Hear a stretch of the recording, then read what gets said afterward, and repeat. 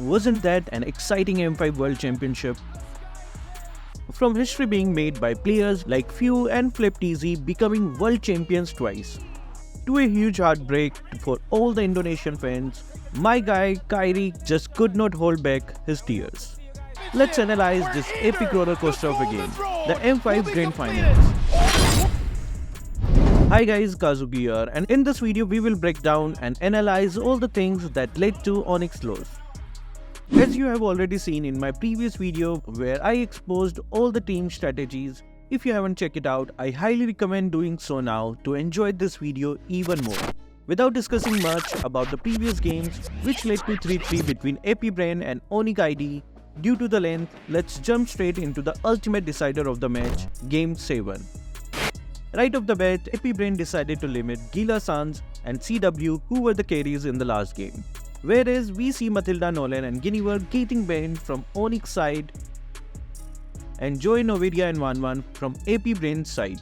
We already saw how Puki Ogwen is with Matilda's airline, a pure respect ban to get that guiding wind out of the picture. In the first pick, we see Kyle TZ with his comfort pick Fredrin. On the other hand, Onic replied with Baksha and Karita, not a bad of a pick. Coach Abe wanted to flex that Karita as it can also go into Rome and won't reveal their mid laners. I think either Bruno or Faramis would have been better choice here. But again, that's my opinion.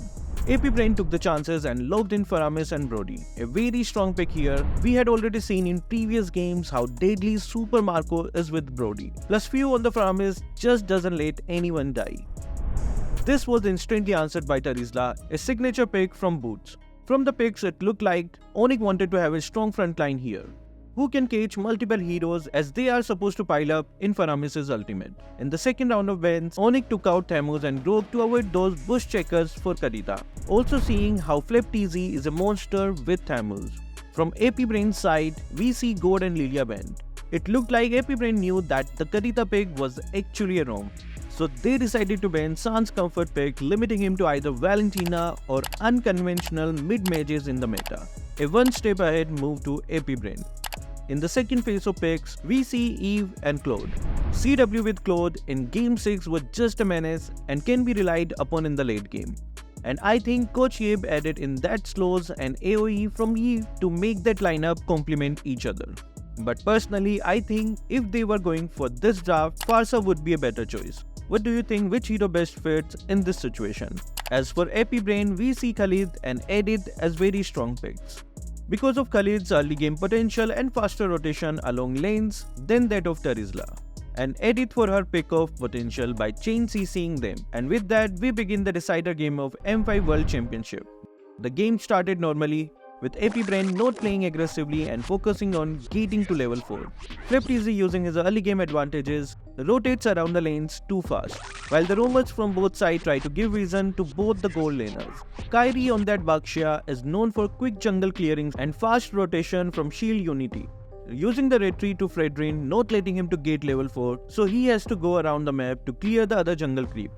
This playstyle highlights the importance of knowing your strengths and weaknesses and using them accordingly, especially in the early game. The first turtle spawns and we see Kyle TZ starting the turtle grab and pulling it to the position where he can easily reset it. Now just look at the positioning of EpiBrain. They have surrounded all the Onic and can gank on any hero they want. Onic got out positioned here, which led to this scramble. FlipTZ with that OP flicker ultimate on Sans secures the first blood. Onic gets too claimed up and busy counter engaging, which allows Kyle TZ to secure the turtle. Kiboy gets caught too, and that fight leads to a very good start for EpiBrain, a 1k goal lead before the 3-minute mark. This team fight shows us how EpiBrain outpositioned Onic and forced them to make mistakes, turning the tide of the battle in their favor with their goal lead.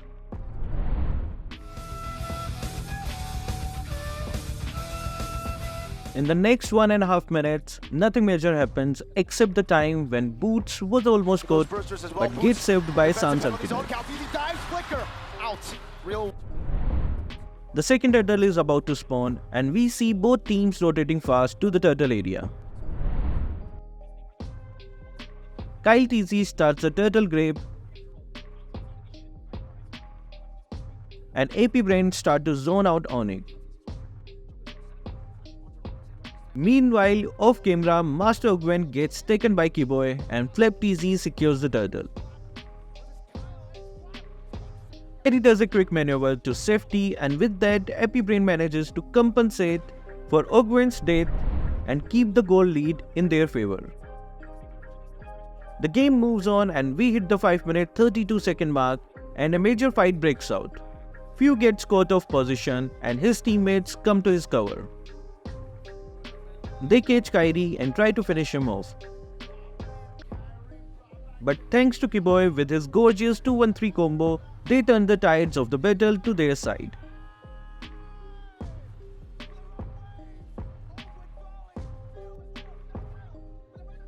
And Super Marco, being a little late to the team fight, decided to take Claude with him.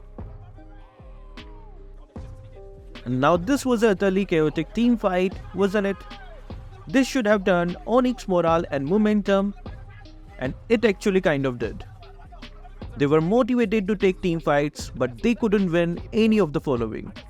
So I guess it would have been better if Onic opted for securing and increasing their goal leads, because it didn't take AP Brain long to adjust. Now comes another major event, the next turtle fight. Kyle TZ starts the turtle dance and make sure everyone is available for the turtle fight. Another important lesson for us to learn is not to just blindly take objectives without securing the area. Meanwhile, Flip TZ decides to go for CW and Kiboy to force them out of the turtle.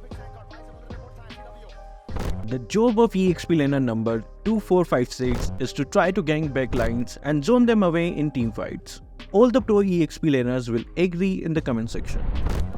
This diverts attention from the turtle, and Kyle TZ smartly opts for bring it to their side to make it reset wherever he wants. Onyx tries to re-engage, but look at Flip TZ again, doing the same thing and splitting the attention of Onyx. Whereas Kyle TZ, because of the proper communication, decides to finish up the turtle and put Onic in a position where they had to choose, and despite being level below, Kyle TZ secures it. Onic decides to gank the bot lane again, but fails to finish up and is forced to retreat. Meanwhile, Kyle TZ goes around the other side of the map and steals the farm.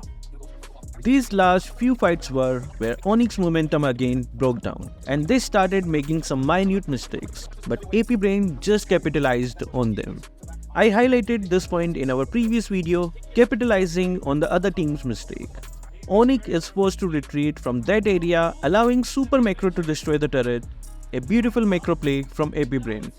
These macro plays are what made them the better team in the match. Absolutely thrilling to watch for an ML enthusiast. Onic here was trying to be passive when their Claude just came online. Another pressure call. They needed to be more proactive now, but AP Brain again with a beautiful engagement on Sans and Kiboy increased their goal lead even more.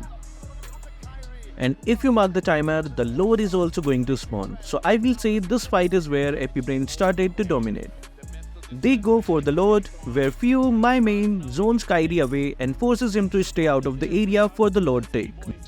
Now AP Brain decides to keep Onic occupied to confirm their positions and carefully do fake engages to make it look like they want to team fight. Secure their side of the map with complete vision and go for the tier 2 turret, another beautiful macro play. Now comes another team fight, which was initiated by Kairi, trying to peel down Kylie. Meanwhile, Boots with 4-man penalty zone, but sadly the rest of the team was too far away and Boots got taken down.